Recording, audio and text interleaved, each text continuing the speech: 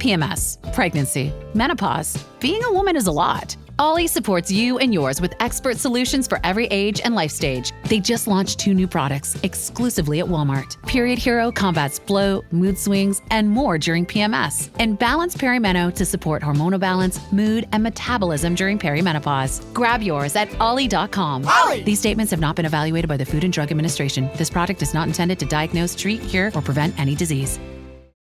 Support comes from ServiceNow. We're for people doing the creative work they actually want to do.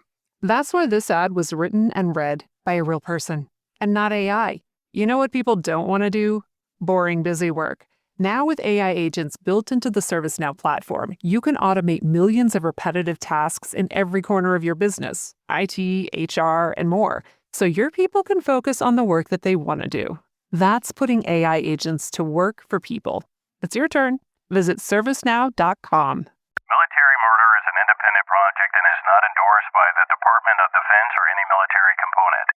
The views expressed are those of the host. The content of this podcast is not meant to be legal or medical advice. Warning, this episode contains graphic details of murder and is not suitable for young listeners. Listener discretion is advised.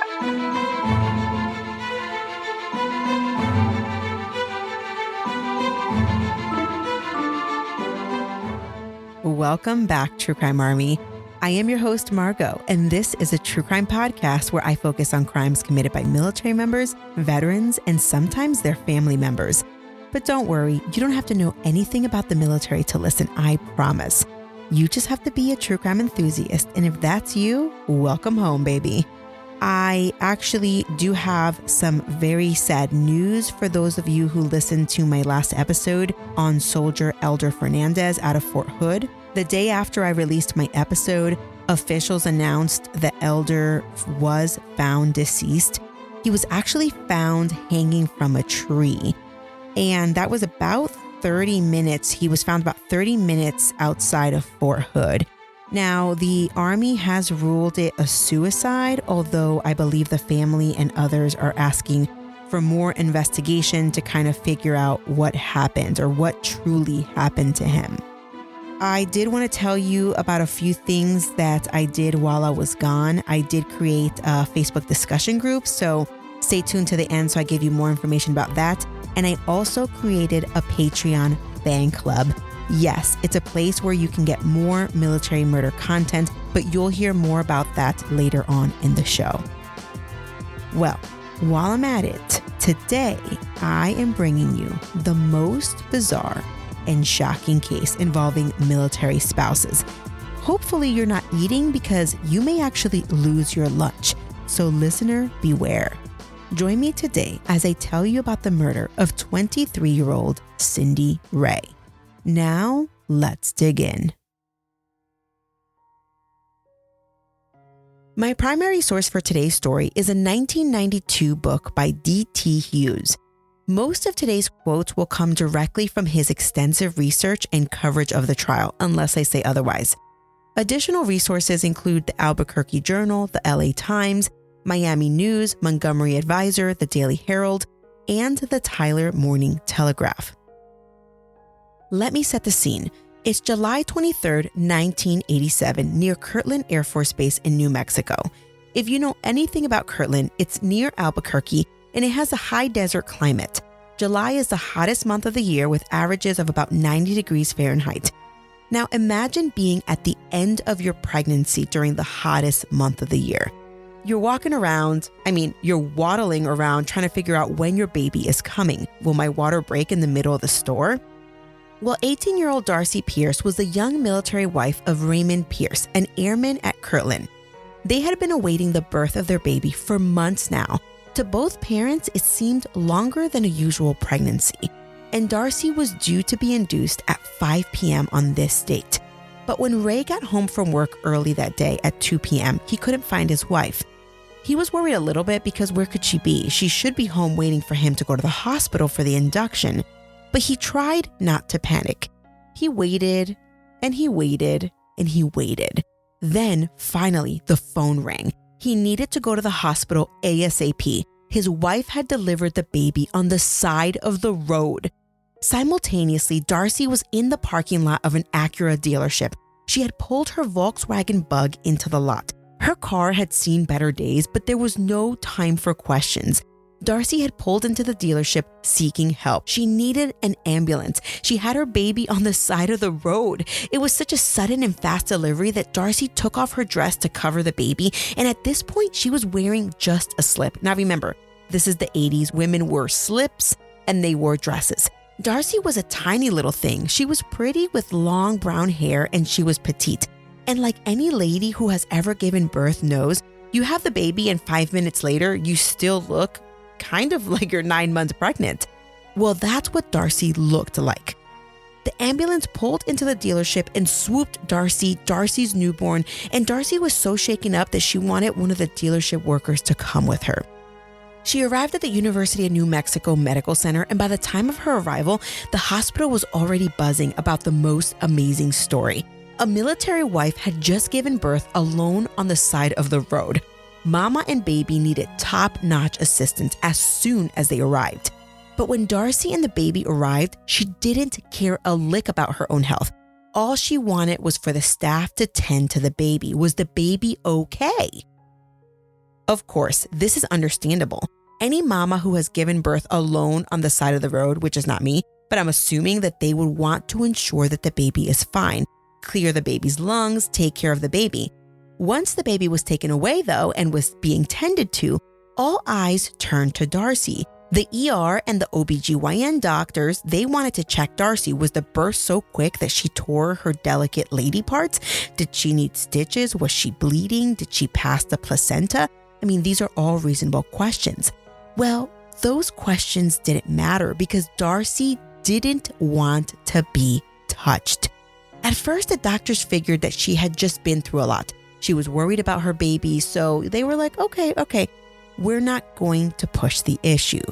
But then Ray arrived, her husband, and Darcy was so happy. She was so excited to share the news with her hubby. She gave birth to a beautiful baby girl. Her name was Amanda Michelle. She was 6 pounds, 8 ounces. The hospital staff continued to press Darcy for an exam, but she got angry. Then she got irate. And then she got straight indignant with the hospital staff. She made it known she didn't want to be touched. Her only concern was her daughter. And you know what? She needed a birth certificate, stat. The hospital staff decided they would wait to press Darcy for a physical exam. They got her to lay on a bed and they started her up on an IV. Eventually, though, word got around that a woman who had given birth on the side of the road was refusing to be checked. So, Dr. Susan Graham, an OBGYN resident, went down to check on the situation.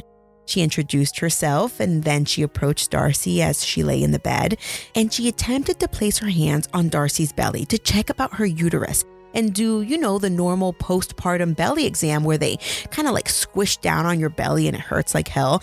But as soon as the doctor placed her hands on Darcy, Darcy quickly rolled over. Darcy was avoiding being touched at all cost, but she hadn't moved quickly enough because when Dr. Graham touched Darcy's belly, she knew right then and there Darcy had not given birth in the last 24 hours. So, what gives? Remember when Ray Pierce got home from work and was looking for his wife?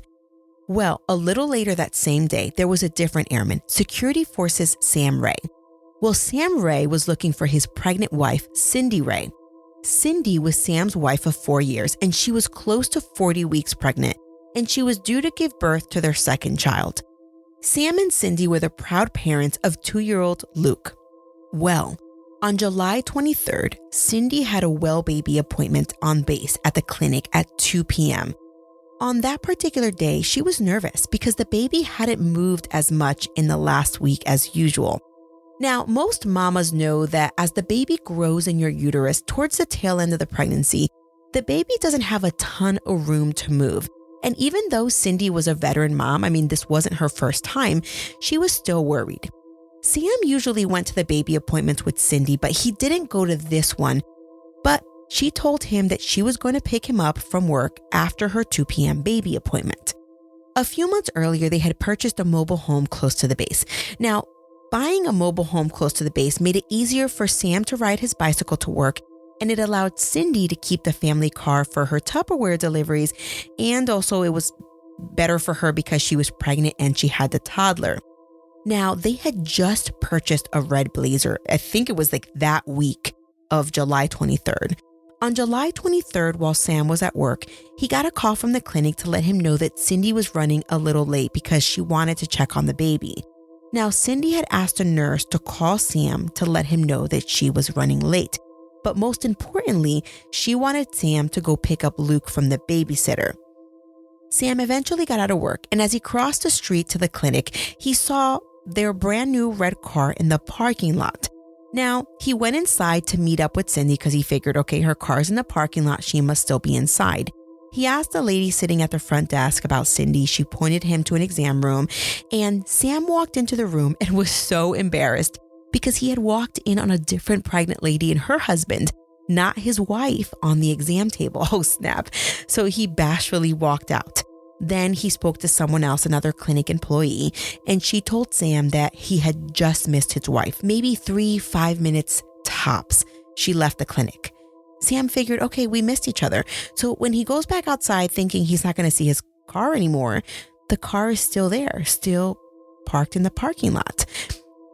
He kind of scratches his head, and even though he was running late to pick up Luke, he didn't care. He wanted to figure out where his wife was. He looked for his wife for close to an hour. He looked around the clinic, looked outside, but he came up empty-handed.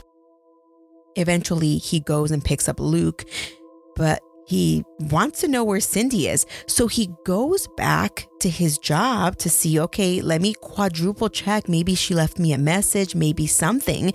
He's looking around the clinic again, and 3 hours pass since Cindy has last been seen. And Sam says she's missing, and he files a missing persons report. Now, protocol back in the 80s was 24 hours, but due to the fact that Cindy was extremely pregnant and the fact that she was married to a security forces troop, well, the report was made almost immediately, and this missing persons report was released to the public.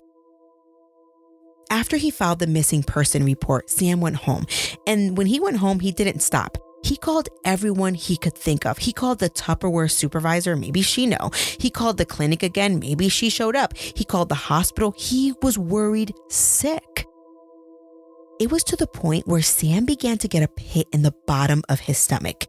You see, 2 weeks earlier, he had the most realistic dream, more like a nightmare. In his nightmare, his wife was killed. She was murdered. But in his dream, even though his wife was murdered, he was sitting there with his 2 kids. Now, what in the world?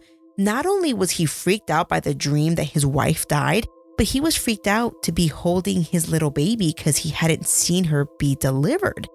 Now, Sam had confided in Cindy about the nightmare, but she just brushed it off like, come on, stop.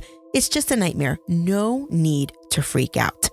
But in this moment, on July 23rd, 1987, Sam was freaking out. Where was his wife? Why was her car still parked in the clinic parking lot? Was she kidnapped, raped, dumped? What? Sam's career as a security forces troop flashed before his eyes. He had seen the worst of the worst. He knew that evil was real. In fact, years back, before he had kids, he had a conversation with Cindy, a conversation that came flooding back to his mind in this moment of despair, where he didn't know what to think. He had called all the hospitals. No one had heard from Cindy since she had last been seen at the clinic. Now, back in the day, Sam had told his wife, listen, sweetie, if you're ever kidnapped, you want to go along with the kidnapper and play nice. You want to gain their confidence, and you want them to think that you're cooperating. But then once you've gained their confidence, you fight like hell. You dig your thumbs into the person's eyes, you kick them in the freaking gonads, and you run like hell. But all these thoughts about these flashbacks and these nightmares, they weren't helping Sam. At this point, the sun was setting And little Luke asked, "Where's Mommy?" Sam didn't know how to answer that. Sam tried to keep it together, but then he sat there and just cried, wondering about Cindy, wondering about his baby. By morning, Sam's unit called him to inform him they needed to retrieve all weapons from his home. This was for safety. Sam knew the drill. He wanted more information though, but he got none.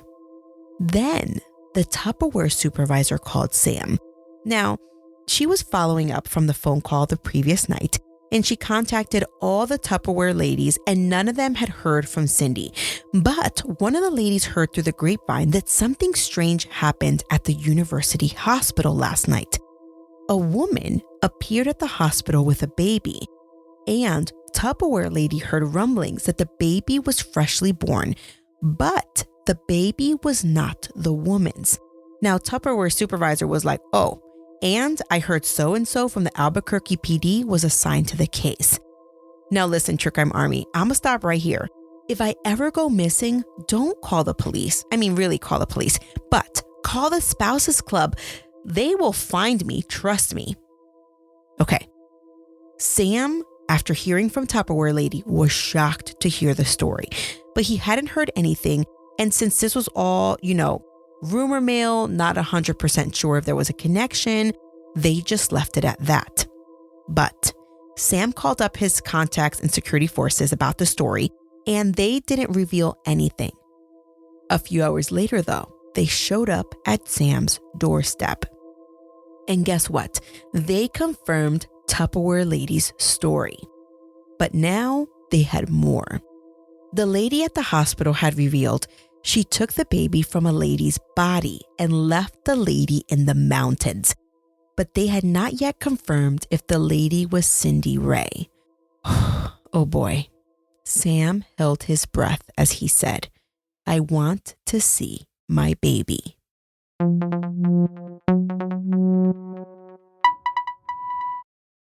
Get ready for Universal Epic Universe, featuring the wizarding world of Harry Potter, Ministry of Magic, and Super Nintendo World. Now open at Universal Orlando Resort. Tickets and packages on sale now at universalorlando.com. This episode is brought to you by Greenlight. Get this. Adults with financial literacy skills have 82% more wealth than those who don't. From swimming lessons to piano classes, us parents invest in so many things to enrich our kids' lives. But are we investing in their future financial success? With Greenlight, you can teach your kids financial literacy skills like earning, saving, and investing. And this investment costs less than that after-school treat. Start prioritizing their financial education and future today with a risk-free trial at greenlight.com/Spotify. Greenlight.com/Spotify. Cindy Lynn Giles and Sam Ray met in 1979 in Payson, Utah.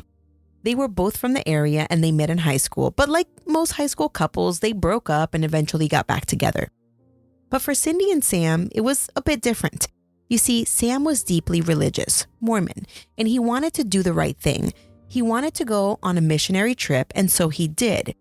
While away, Sam and Cindy kept in touch, although they were not dating. But once they got older, they realized that they were meant for each other. Sam joined the Air Force, and after his initial training, they married, and their first assignment as a married couple was in Germany. While there, they got pregnant with their first baby, and Cindy started a job on base at the youth center. Sam was doing well for himself as a security forces troop. He was even assigned to the Office of Special Investigations, OSI, and these are the investigators for the Air Force. And in this job, he did a lot of really cool things. He was involved in a pretty big drug sting. And the crazy part was that he would occasionally bust people and then bump into them around base. Now, Sam always wondered if the people that he busted would be capable of, going after him or his family in a personal way. This may be why he advised his wife of what to do in a situation were she ever to be assaulted in the street. He was always somewhat paranoid. As a married couple, Sam and Cindy were both deeply into the Mormon church, and they believed in the forever family, and they knew that they would be together here on earth and then again after death. Darcy Kayleen Ricker Pierce was a deeply disturbed young woman. She was from Portland, Oregon. Her mother gave her up for adoption at 11 days old. She was adopted into the loving Ricker family. Now, the Ricker family had 2 young sons, but their births were pretty traumatic. Sandra, who's Mrs. Ricker and Darcy's mom, she knew that she wanted a daughter, and when the opportunity presented itself, she jumped at the thought of having a baby girl. And the Rickers loved Darcy, but Darcy would always say that she felt like an outcast in her family. Sandra was always very open with Darcy about her adoption, more in an effort to be transparent. But Darcy was always obsessed with her adoption. She couldn't fathom why her mother didn't love her enough to keep her. Darcy's brothers would always mess with her and laugh at her for being adopted. But early on, Darcy had a yearning for becoming a mother. She wanted more than anything to prove that she could be not only better than her biological mother, but better than her adoptive mother. Darcy, by the way, hated her adoptive mother. And part of the reason was because her adoptive mother was overweight. Now, Darcy imagined that her biological mother was thin and pretty, and she just yearned to meet her one day. Later in her life, experts would indicate that Darcy appeared to have been abused, either physically, sexually, or emotionally as a child, because Darcy revealed that she became sexually active with a male cousin at the age of 6 years old. And I mean full-blown sexually active, not just playing doctor. Darcy, however, has never confirmed whether she was abused. In any event, something that is clear is that Darcy had always been a pathological liar. A liar to the extent that she believed her own lies. During her younger years, she had a BFF who would later reveal that Darcy could tell a wicked story. She could tell an entire story with so much detail that it was believable. And then a few days later, when her friend asked Darcy a follow-up question about her story, Darcy would be like, "Huh? What? I don't know. I have no idea what you're talking about." This happened on so many occasions that the friend lost count and the friend just stopped believing anything that Darcy said. And let me just add, Darcy's parents wanted Darcy to succeed. So even though they didn't have a lot of funds, they put Darcy in a private school in the 2nd and 3rd grade. But Darcy eventually got expelled for lying. Although Darcy hated her mother, she loved hanging out with her father. She was a tomboy and she loved going deer hunting with her pops. She wasn't big into pulling the trigger per se, but she went along for the fun of it. But after her dad caught the game, Darcy was down to gut and clean the deer, not once shrieking, "Yuck!" Darcy met Ray Pierce while they were in high school. Darcy went to a Catholic high school, although she wasn't religious at all, and Ray was in the public school down the road. But according to D.T. Hughes, they were in the Rotary Club together, and that's how they met. It was during Darcy's junior year of high school that she won a scholarship to go to South Africa for a year through the Rotary Club. She was over the moon. She had always talked about traveling, and she told everyone that she was like upper middle class, even though that was actually not the truth. But for once, she was so excited to travel, and to South Africa, like how prestigious. Now, Darcy and Ray had to call it quits while she was gone, but when she returned, they picked up right where they left off. While Darcy was gone for a year, the Rickers went about their lives noticing that, wow, everything was particularly calm when Darcy was gone. But as soon as she returned, the family turmoil picked back up, and it got so bad that Darcy moved out while she was in high school. Now, the spring of her senior year of high school, Darcy had an ovarian cyst that had to be removed. And it was this event that I believe had Darcy thinking about wanting to become a mom. She soon graduated from high school and she was working at the G.I. Joe's department store. Ray was working at a hobby shop and he was also taking some college courses. Later that summer after her senior year, Darcy missed her period. And while she was home, she took a home pregnancy test and she couldn't believe her eyes. She was pregnant. She was over the moon and excited to show the world, "I am going to be the best mother ever." But her joy wouldn't last long because by September, she found out it was a molar pregnancy. This is a misnomer because it's not a pregnancy at all. According to D.T. Hughes' book, it's a tumor-like growth, not a fetus that actually grows. So Darcy and Ray were upset by the fact that it wasn't a baby or that they weren't pregnant any longer, but Darcy appeared to have taken it okay, although she never acknowledged that it was not in fact a pregnancy, and she told everyone that she miscarried. But she did a few odd things. For one, her brother and her sister-in-law gave birth to a baby that fall, and they happened to be Darcy and Ray's next-door neighbors or something like that. They lived in the same apartment complex. Well, 2 days after the baby was born, this being her nephew, the two couples and the baby were hanging out. And Darcy just nonchalantly says out loud to the baby's mom, quote, "Wouldn't it be neat if you and I both could breastfeed the baby?" End quote. What the flip? Oh no. The conversation didn't stop there though. Darcy had the entire thing planned out. She was like, "You leave the baby with me a few nights a week and I'll take care of him and I'll breastfeed him through the night. And you just stay home and get some rest, girl." Now, this didn't go over so well with Darcy's brother and his wife, but they thought that Darcy was harmless. So much so that they actually, even though she's crazy talking about she's going to breastfeed this baby, they actually end up leaving the baby with Darcy to babysit on occasion, just to go out for dinner and things like that. Well, I think it's unknown if Darcy ever tried to breastfeed the baby, and the baby probably doesn't know, so there's that. Well, months later, in the summer of 1986, Darcy showed up at work at the G.I. Joe department store, and she told a coworker that she was pregnant, even though she knew full well that she was not pregnant. Now, Darcy was so excited to share the news with her coworker. She also shared the news that she really wanted to marry Ray, but that, Ray wasn't so sure. He wasn't ready yet. Now, at this point, Darcy did not tell Ray that she was pregnant. She didn't play that whole part about being pregnant to him. But oddly, she began to gain tons of weight, upwards of 50 pounds.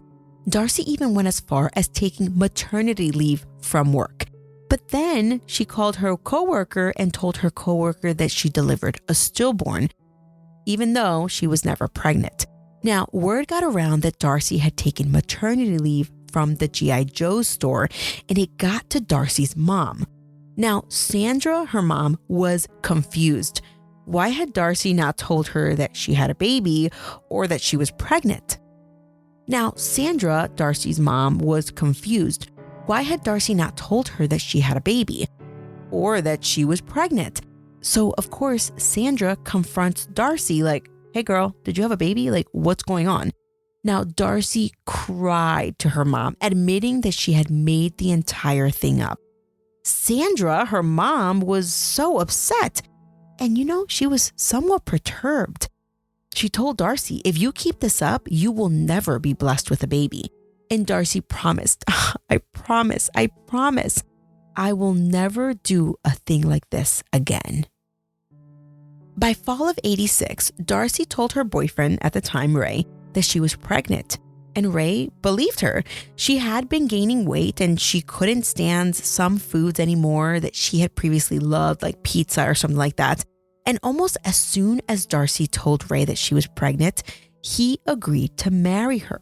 Now, Darcy was over the moon, but she had a little secret. She wasn't really pregnant. That didn't bother Darcy. She had plenty of time to either actually get pregnant or, it didn't matter. She was going to figure something out.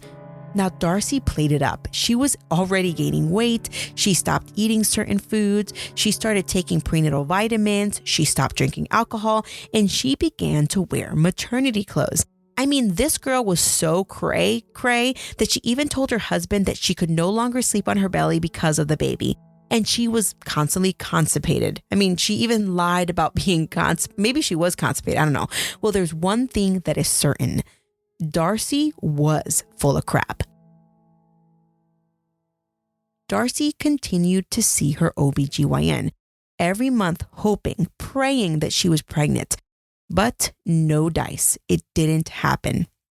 It was now December of 1986, and Darcy knew full well she was not pregnant. But by this point, she had everyone believing that she was close to 4 to 5 months pregnant. Interestingly, even though Darcy was not in fact pregnant, she did stop getting her period. It is believed that Darcy actually experienced a pseudo-pregnancy. Well, Darcy and Ray were married, and Darcy wore a beautiful maternity wedding gown because, there was no way that she'd fit into a regular dress with that baby belly that she was telling people about. By January of 1987, Ray had enlisted in the Air Force, and he left his bride while he attended training.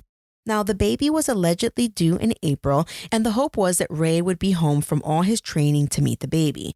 Before then, though, Darcy's family threw her a beautiful baby shower, and she showed up glowing. She was so excited to be preparing for the new baby. At the shower, some guests touched Darcy's belly, and they even felt the baby move.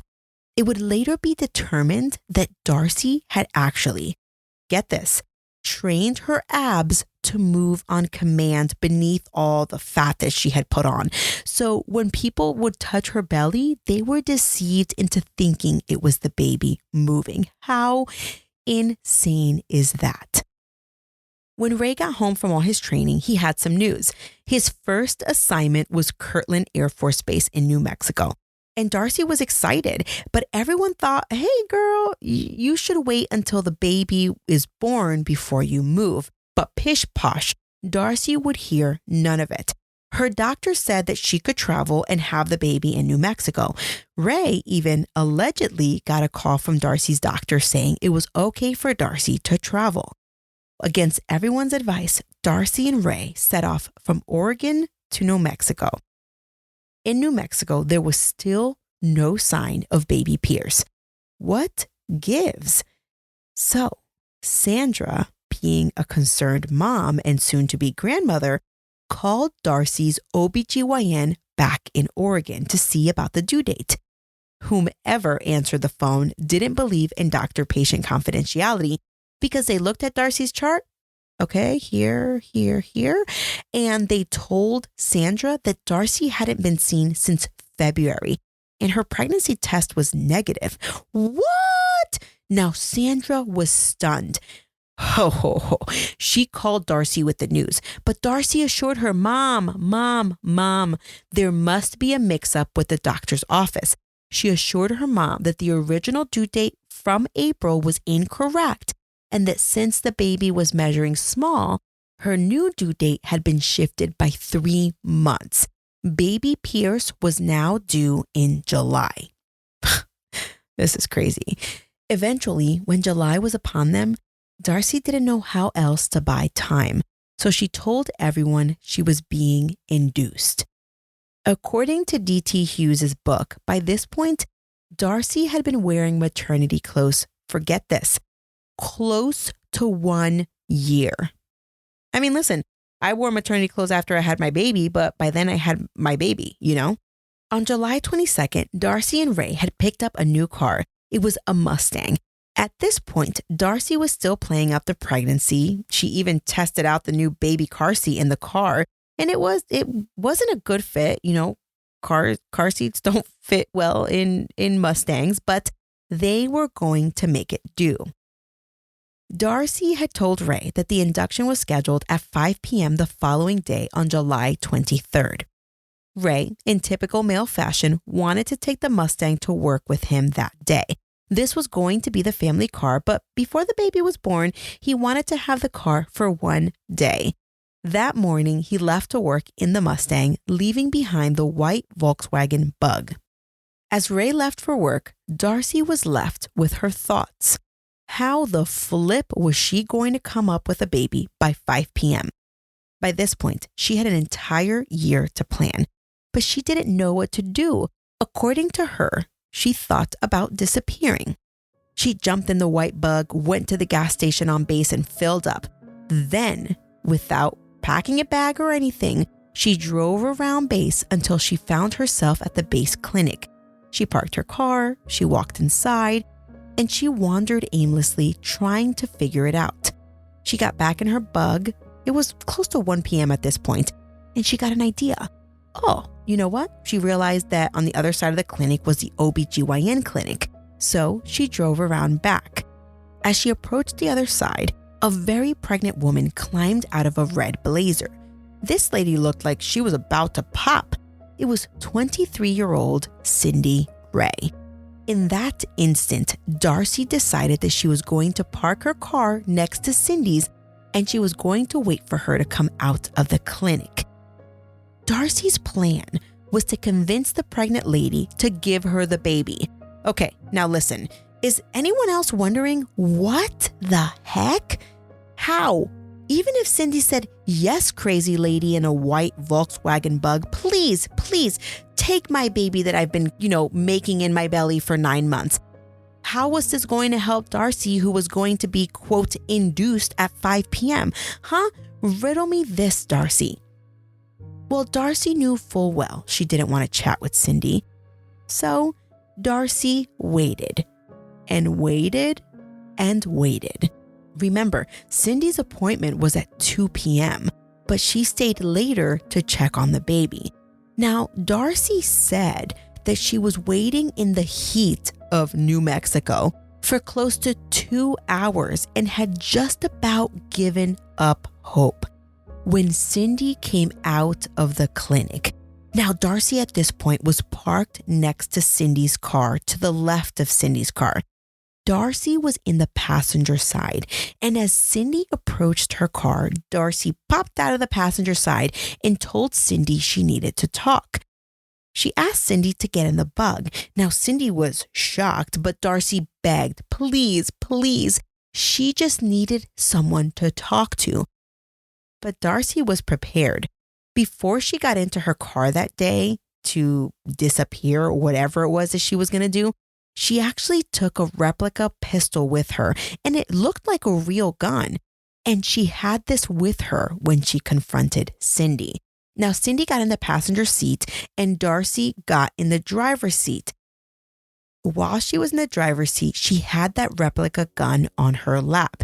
Now, Darcy drove from the base clinic to her house, but as she pulled up, she saw the Mustang. Crap! Her husband had gotten home from work early that day, remember, because he got home at 2 p.m. and she was thinking he was going to get home later that day. So Darcy did a U-turn and headed off base with Cindy in her car. Now, Darcy drove down towards I-40, then down on Highway 14 towards the Manzano Mountains. There were multiple times when Darcy thought that, this is crazy. I should turn around, because she didn't know what she was going to do. But instead, Darcy just kept driving. Eventually, Darcy stopped on the side of the road near the mountains. It's unclear to me if Darcy hit Cindy over the head or what, but eventually the two ladies were out of the vehicle, and one of the car doors, or both of the car doors, in fact, were blocking traffic from passing because it was kind of a small, when you're driving through the mountains, there's these small roads where there's one lane going and one lane coming. So that's basically Darcy had parked her car in a weird way. They were under a tree when Darcy struck Cindy again. Cindy must have fallen to the ground because there was no sign of a struggle. And then Darcy raided Cindy's purse and she found the baby monitor strap that Cindy's nurse had used at the medical appointment to check on the baby. And then Darcy wraps this monitor strap around Darcy's neck and she pulls and pulls and pulls until Cindy stopped moving. Now, Cindy wasn't dead at this point, but she was unconscious.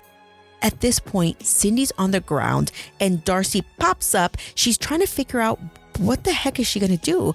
How was she going to get the baby? Now, Darcy drags Cindy's body down a little bit ways to be hidden from the street view.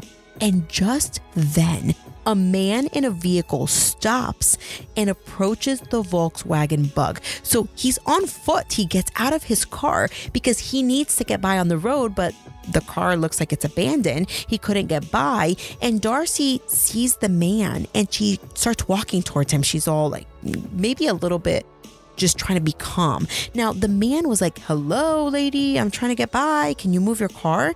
And Darcy was fixing her dress and fixing her hair.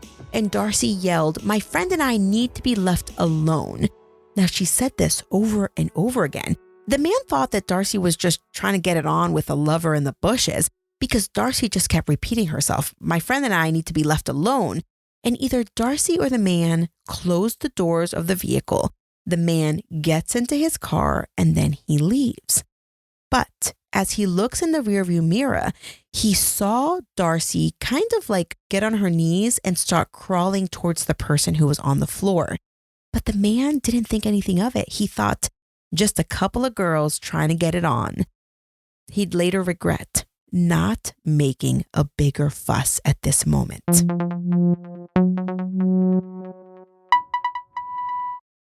After the man left, Darcy continued to rummage through Cindy's purse. She was looking for a sharp object, and she found it. Cindy's brand new car key, the key to the red Blazer. Cindy's unconscious. Darcy pulled up Cindy's dress while Cindy lay breathing but motionless. She pulled down her undergarments and she jammed the key with all her might right above Cindy's pubic bone. She used the rough edge of the key to make a 5.5-inch incision across Cindy's abs. Now, I have had 2 C-sections myself, and just know that it's not just the skin and abs that you have to cut during a C-section. You're cutting through skin, fat, muscle, and ultimately the uterus. As Darcy crudely cut Cindy, it was later revealed that Darcy's incision couldn't have been more perfect. More perfect for the baby, that is. But when Darcy put her hands in to grab the baby, the incision was too small. So Darcy grabbed both sides of the incision and ripped to make it bigger. It was as if Darcy thought she was dressing a deer. Then, again, Darcy put her hands inside Cindy's uterus and grabbed the baby. But her work was not yet done. What about the umbilical cord? Well, that was not a problem for Darcy because Darcy savagely bit through the umbilical cord with her teeth to separate Cindy's baby from Cindy's body.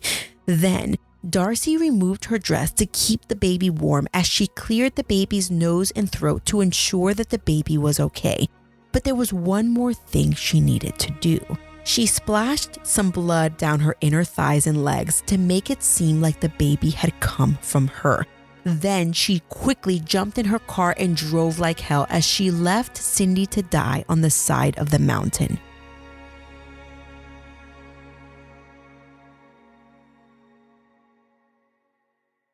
Parents of tweens, if you're familiar with far-off drop-offs... Dad, stop, right here. Or get DMs about what's for dinner, you may be experiencing tween milestones. For your son or daughter, these can start at age 9. HPV vaccination, a type of cancer prevention against certain HPV-related cancers, can start then too. For most, HPV clears on its own. But for those who don't clear the virus, it can cause certain cancers later in life. Embrace this phase. Help protect them in the next. Ask their doctor today about HPV vaccination. Brought to you by Merck. This episode is brought to you by Pluto TV.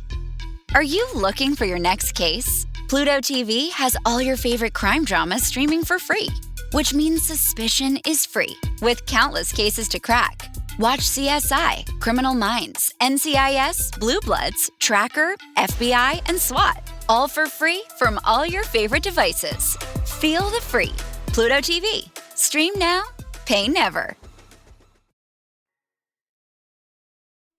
When Darcy arrived at the Acura dealership, she told her tale of having one hard contraction and boom, the baby just came out.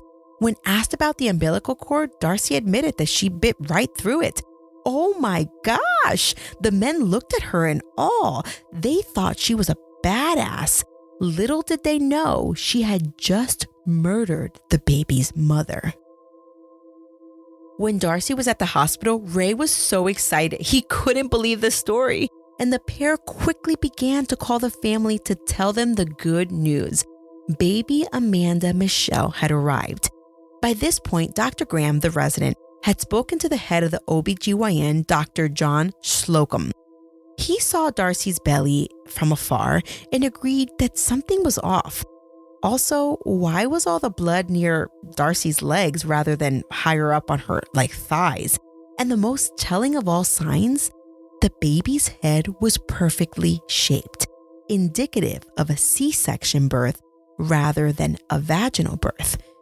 Well, Dr. Slocum also saw something that maybe not just anyone would notice.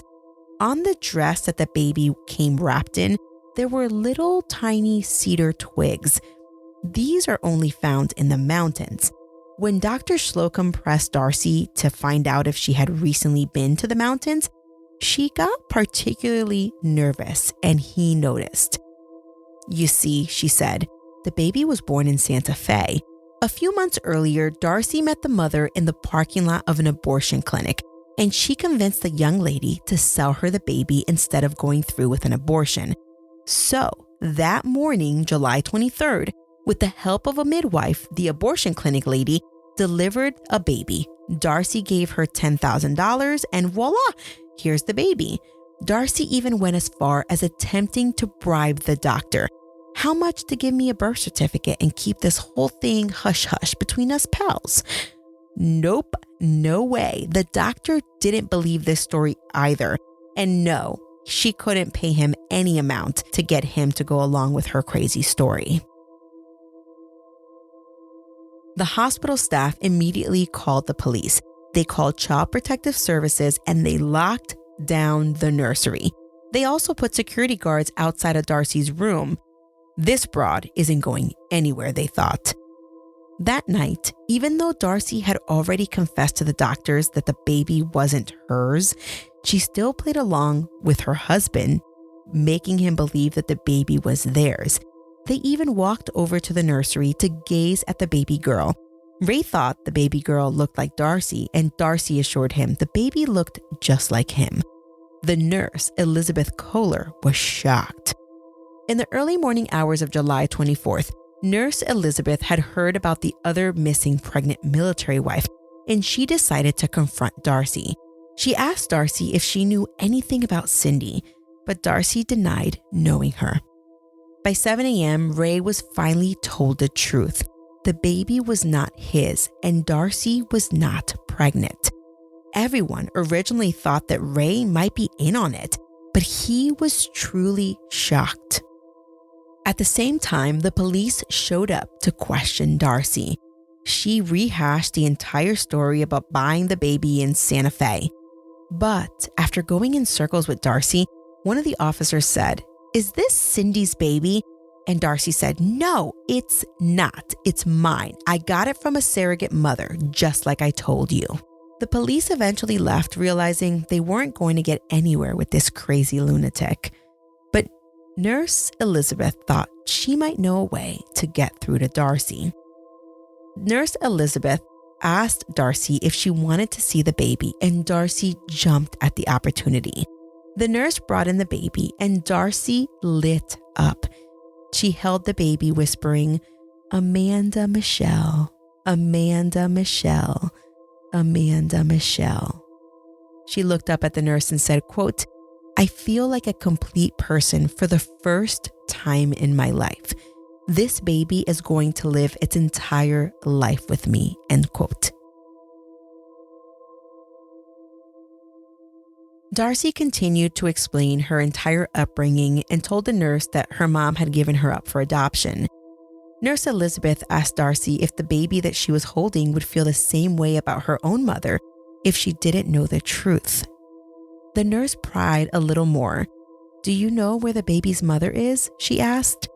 Darcy said, quote, "Ray's going to leave me. If he finds out I've been lying, he'll leave me," end quote. Eventually, Darcy said, "Oh, I've done something terrible."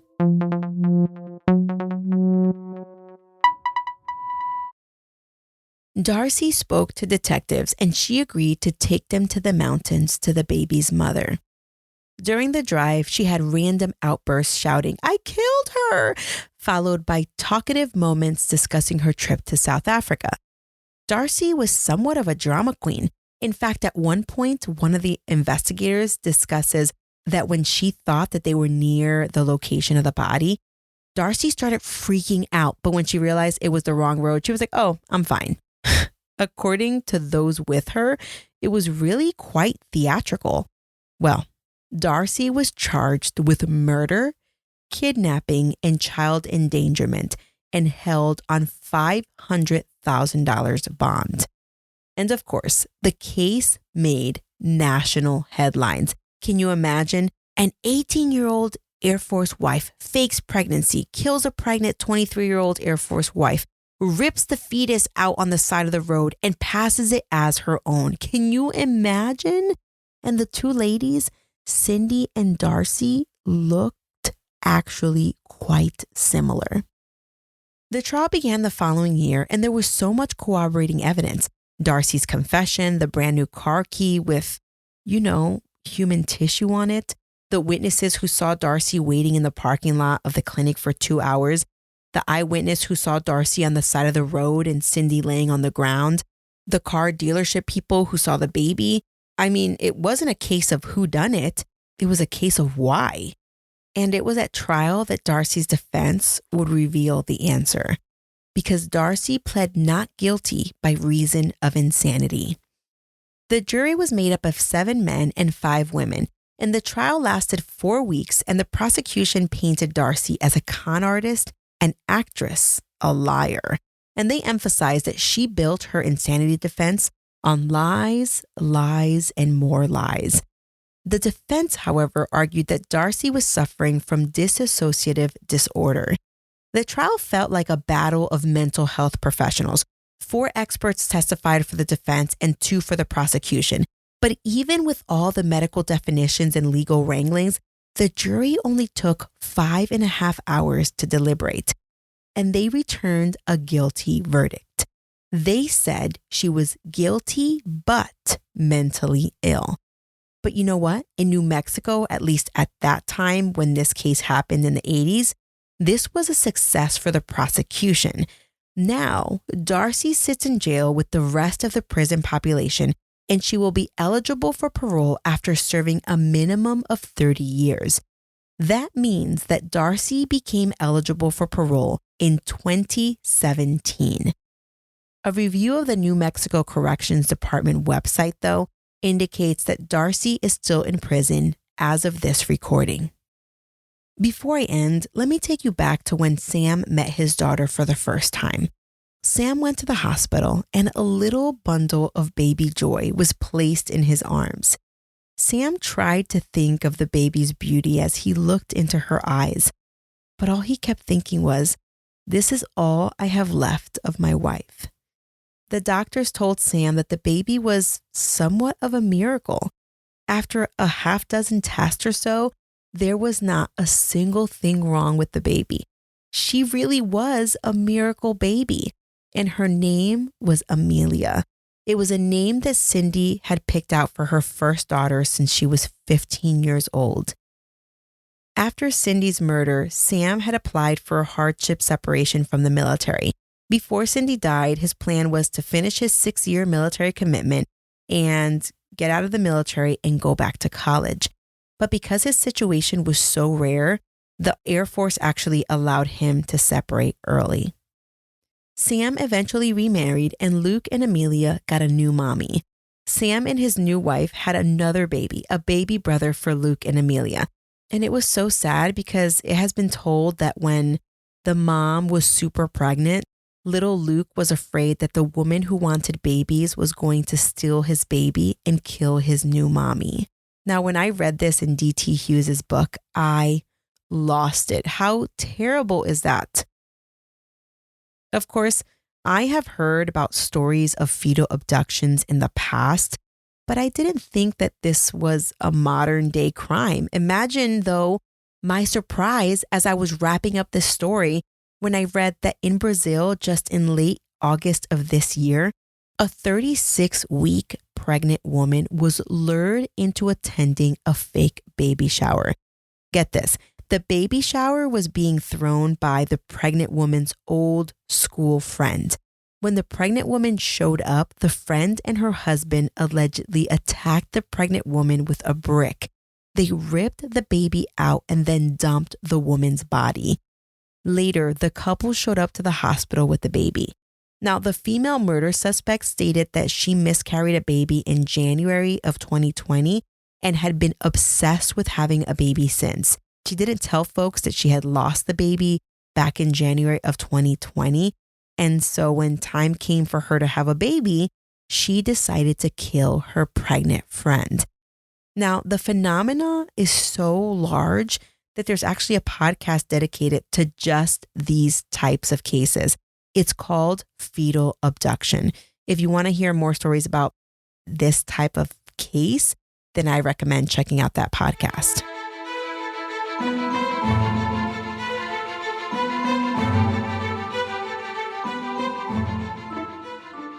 I want to thank my listeners, Tina and Savannah, for recommending this case. I had never heard about this case before, and it allowed me to showcase that military spouses can also do some crazy things too, although most of the cases I cover are about military members or veterans. Anyway, thanks so much for listening. Make sure that you're following me on social media, on Instagram at Military Murder Podcast, and be sure to join my Facebook discussion group found at facebook.com/groups/military true crime. Special shout out to all of my listeners who donated while I was on hiatus. This show's special producers are all of my phenomenal listeners who donated during that time. And here they are: Falcon 13, Z, that's right, just the letter Z, Deb P, Robert H, Melissa C, Corrine F, Carl P, and Stacy N. All of you absolutely rock, and your support means the world to me.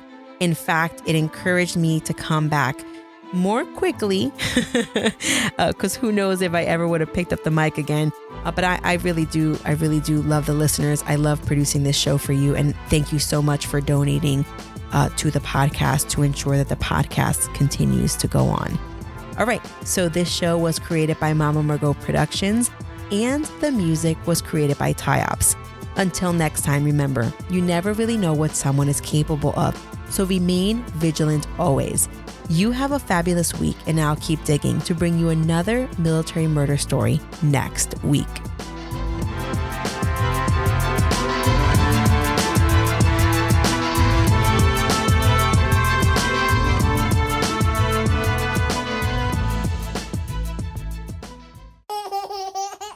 Shh, Mom's working on our podcast.